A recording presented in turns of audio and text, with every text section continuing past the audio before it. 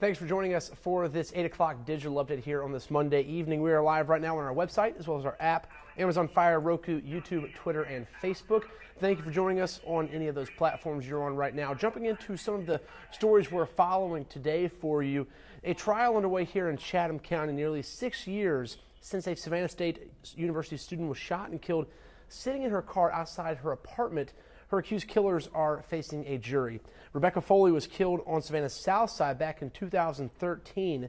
Nearly 3 years later, in 2015, closer to 2016, three of those men, all accused blood members, were charged with her murder.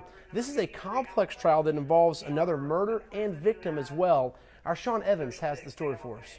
Kevin Smith, Roderick Parrish, and Jordan Campbell are all facing malice and felony murder charges for their alleged role in Rebecca Foley's death. Foley was found in her apartment complex parking lot, fatally shot while in her car.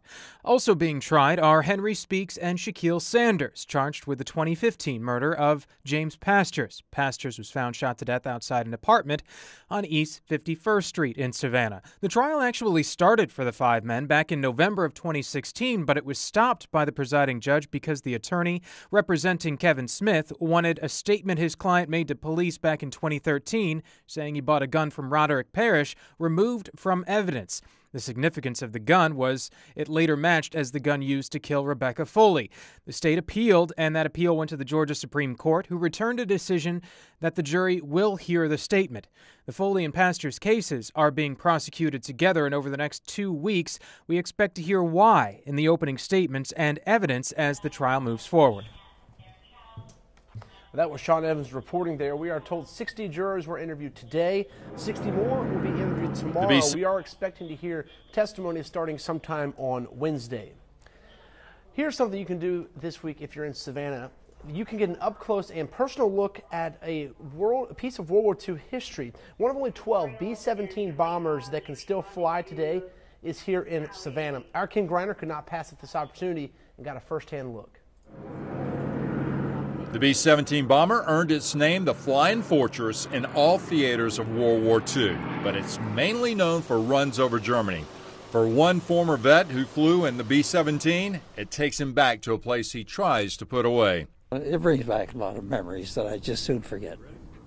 More vivid today when you go through the plane, these memories kind of come back and are refreshed. Fenwick flew on 35 missions out of England on bombing runs over Germany. Once he knew exactly what each run entailed, they weren't really scared to take that mission, finding a way to deal with the danger involved.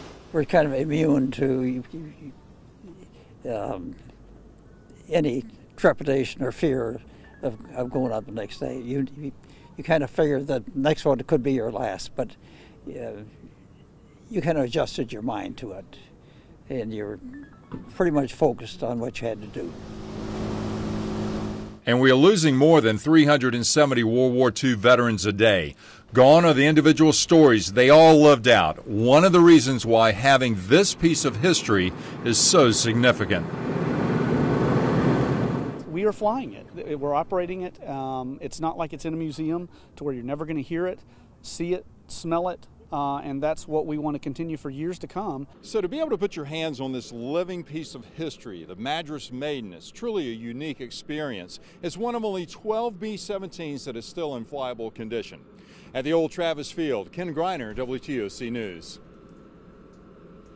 The Madras Maiden will be in Savannah at the Savannah Aviation Area on October 27th and 28th. The flight costs $450. However, you can do a ground tour for free. They do encourage donations if you do that. WTOC wants to share stories of veterans making a difference in our communities, and we want your input. Please nominate an outstanding veteran who is serving their community and making an impact. Just go to WTOC.com and look under the Community tab. You will see a nomination form there as well. The deadline for this is October 26th.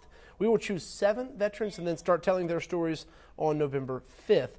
WTOC is committed to honoring our veterans. You see the information there, so go ahead and get those in by October 26th. All right, tonight at 11, Dawn Baker and Jamie Ertl will have the news and weather for you, as well as Jake Wallace at the sports desk. Danielle Lewan is out on Tybee Island at a meeting right now discussing how to handle public events like Orange Crush and Pirate Fest and making them all similar, making them all abide by the same rules and policies. Once again, that's a public meeting tonight from 7 to 9 o'clock. So if you're out on Tybee watching this, you do have about another hour you can go down there and offer your input on that. She'll have a full report on that tonight. At 11, they'll also have another digital update at 10 o'clock for news, and Jamie Ertl is back at 9 o'clock with a weather update. Have a great night.